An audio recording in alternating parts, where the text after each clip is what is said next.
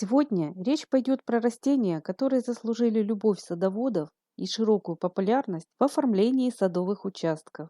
Их полюбили не только за долгое эффектное цветение, но и редкую неприхотливость. Если у вас недостаточно времени или знаний по выращиванию цветов, или вы просто не желаете тратить свои силы на уход за садом, советую обратить внимание на эти стойкие декоративные культуры. Первое растение впечатляет своей универсальностью, выносливостью, обильным, ярким и длительным цветением и простотой в уходе. Это красная валериана или кентрантус. Хотя этот многолетник и относится к подсемейству валериановые, но в отличие от лекарственной видовой валерианы, такими свойствами и специфическим запахом не обладает. Кентрантус – это высокодекоративное и стойкое к жаре растение, которое способно преобразить на долгие месяцы любой сад. Красочные метелки этого многолетника распускаются с июня по сентябрь. Есть настолько эффектные и обильно цветущие сортовые кентрантусы, что их крупные соцветия со стороны чем-то даже напоминают сирень, метельчатые флоксы или гортензии. С помощью посадки декоративной валерианы можно создать очень красочные цветовые пятна. Если у вас есть пустующий участок, даже со скудной почвой, на солнце, либо в полутени, посадите там этот яркий цветок. Кентрантус оживит любой уголок вашего сада, даже без особого ухода, привлекая внимание своим ароматным цветением на протяжении всего лета. Декоративная валериана – это отличное решение для малоуходных садов. Ее также можно рекомендовать занятым и неопытным садоводам, тем, кому меньше повезло с качеством почвы и любителям неприхотливых цветов, особенно жарких регионов. Кентрантус хорошо выносит жару и засуху, но он также устойчивый и к морозам. Несмотря на свое южное происхождение, этот многолетник хорошо зимует в средней полосе. Поскольку его травянистая надземная часть на зиму отмирает, кустики не потребуется как-то специально укрывать. Хотя в садах с суровыми и бесснежными зимами основание растений лучше накрыть высоким слоем мульчи или опавшей листвой. Если случилось так, что ваша валерьяна весной не проснулась, то есть пропала, обратите внимание на место посадки. Скорее всего, что вы ее посадили там, где скапливается влага, в низинах или под стоками крыш. Этого кентрантус не любит. Во всем остальном уход за красной валерьяной крайне простой. Часто поливать ее вам не понадобится, скорее наоборот. Во многих европейских странах и на юге этот многолетник приспосабливается и неплохо себя чувствует даже в пустынных местах, на песчаной земле и среди камней. Его нередко можно встретить, произрастающим в каменистых расщелинах и даже на отвесных стенах. Кентрантус красиво смотрится отдельно посаженный, и особенно в массе. Высаженные группами кустики создадут эффектное цветущее облако из многочисленных ажурных соцветий. Вы можете подобрать разные по окраске растения или создать неприхотливую моноклумбу, например, в ярко-красной гамме. Также можно подобрать разной высоты сорта. Высокие лучше высадить для заднего фона, у забора или в центре цветника, а те, что компактнее, подойдут для оформления дорожек, бордюров и переднего плана клумб. Любоваться цветущими кустиками кентрантуса вы сможете все лето. После первой волны цветения кустики подрезают. В общем-то, это и является самым основным уходом. Удивительно, что такое красивое и неприхотливое растение до сих пор еще редко встречается в садах средней полосы. Но те, кто уже выращивал этот многолетник, влюбляются в кентрантус надолго. Особенно его оценили по достоинству профессиональные озеленители. Ведь с красной валерианой под силу справиться каждому. Ее не надо часто удобрять и поливать, скорее наоборот. Излишек азота будет провоцировать буйный рост побегов и зелени в убыток цветению. А частый полив и чрезмерную влажность почвы корневая система кентрантуса не любит. Он также не терпит кислый грунт и тень. Если вы хотите видеть посадки красной валерианы максимально декоративными, высаживайте растения на солнечном месте, в дренированный грунт. Еще этот многолетник потребуется омолаживать хотя бы раз в 3-4 года. Делают это обычным делением. Отцветшие метелки также лучше удалять. Это будет стимулировать кусты к повторному цветению. Кстати, среди разных сортов Есть растения, не только отличающиеся высотой, но и окраской цветов. Есть кентрантусы розовые, малиновые, красные, с сиреневым оттенком и белые. Максимальная высота кустов около 90 сантиметров.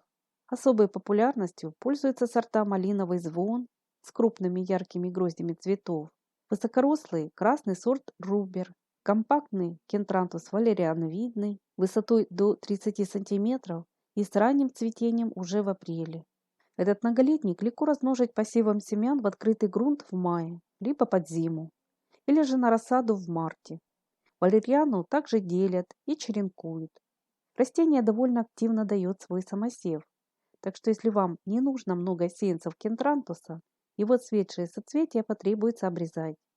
Кентрантус может играть в вашем саду роль красочного солитера или служить ярким фоном для других растений. Его пышное цветение будет привлекать внимание даже издалека, а приятный аромат навевать романтическое настроение. С помощью высокорослых сортов можно удачно задекорировать стены и изгороди, а более низкие растения подойдут для альпийских горок, каменистых садов, подпорных стенок и не только. При желании вы можете выращивать кентрантус даже в горшке. Такой вазон станет украшением вашей веранды, придомовой зоны или балкона. Обратите внимание еще на одно интересное и неприхотливое растение, занимающее чуть ли не первое место в современной садовой моде. Это вербена бонарская. Если вы любитель малоуходных садов и композиций в природно-луговом стиле, этот вид вербены подойдет как раз кстати. По внешнему виду он сильно отличается от той цветущей вербены, которую мы привыкли выращивать в цветниках и контейнерах. Вербена бонарская достигает высоты 90 сантиметров и более метра. Хоть ее цветы и не столь крупные и привлекательные, но в объемных посадках она способна производить потрясающий эффект. Именно по этой причине этот вид с каждым годом становится все популярнее. Без фото вербены бонарской не обходятся журналы по ландшафтному дизайну и цветоводству. В Европе ее по праву считают королевой цветника. Изящные, тонкие веточки вербены бонарской склонны к ветвлению, и каждый побег заканчивается зонтичным соцветием лилового или сиренево-фиолетового цвета. Цветение обильное и долгое, практически все лето до холодов. Ажурные цветы вербены бонарской невероятно украшают сад. Они скорее напоминают праздничный фейерверк, преображая участок своими сиреневыми брызгами. Сами цветочки очень мелкие, но в массовой посадке растение способно производить бесподобный эффект. Очень красиво выглядит вербена бонарская в совместной посадке с декоративными травами и злаками. Она также выгодно смотрится в сочетании с эхиноцеей, рудбекией, пиретрумом и многими луговыми цветами. Ее красиво высаживать в качестве невысокой цветущей изгороди, ажурного фона и бордюра, создавая красочные пятна в саду. Самое лучшее место для посадки этого растения – полное солнце или легкая полутень. Вербена бонарская не нуждается в постоянных удобрениях и поливе. Она так же, как и кентрантус, не капризная к питательному составу почвы, терпима к жаре и засухе, но не любит чрезмерную влажность. Данный многолетник еще называют вербеной аргентинской или буэнос-айресской. В наших садах его выращивают как однолетник, хотя этот вид склонен давать свой самосев. Несмотря на южноамериканское происхождение, растение считается довольно холодостойким. Вербена цветет до прихода заморозков и способна выдерживать небольшие кратковременные морозы. Ее тонкие стебли довольно прочные и устойчивые к порывам ветра. Цветоводы оценили по достоинству ее неприхотливость и непрерывное эффектное цветение в течение лета и осени, а еще за приятный аромат. Многочисленные фиолетовые соцветия часто посещают бабочки. Вербена бонарская пользуется огромным спросом не только у садоводов, но и профессиональных ландшафтников. С ее помощью можно создать невероятной красоты композиции и яркие акценты в саду. Вырастить вербену проще всего посевом семян. В регионах с мягким климатом делают это под зиму, сразу в открытый грунт.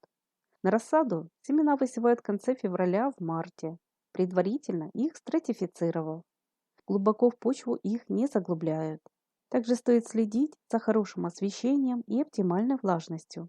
Перелив сеянцев может привести к их гибели. Подросшую рассаду прищипывают и пересаживают в отдельные емкости. На постоянное место растения высаживают, когда устоится теплая погода, а до этого времени рассаду желательно закалить, периодически выставляя на открытый воздух. Вербена бонарская добавит вашим цветникам ощущение легкости и прохлады. Ее многочисленные сиреневые соцветия создадут ажурный вид и разбавят яркие краски многих более крупных цветов. С ее помощью вы также прикроете непривлекательный вид стен и заборов. Единственное, не стоит высаживать это растение в низинах, в тени и под стоками крыш. Поскольку тема малоуходного сада всегда была и остается актуальной, и многие ищут именно неприхотливые и вместе с тем эффектные цветы, я считаю, что кентрантус и вербена бонарская подойдут на эту роль как нельзя кстати. Хотелось бы узнать и ваше мнение. Поделитесь, пожалуйста, о нем в комментариях. Не забывайте также подписываться на наш канал, чтобы всегда быть в курсе выхода новых роликов. С нами вы узнаете о самых красивых, редких и неприхотливых растениях для сада и домашнего содержания, и о том, как их выращивать. А если это видео было вам интересным, поддержите, пожалуйста, нас своим лайком. И до новых встреч в нашем добром саду.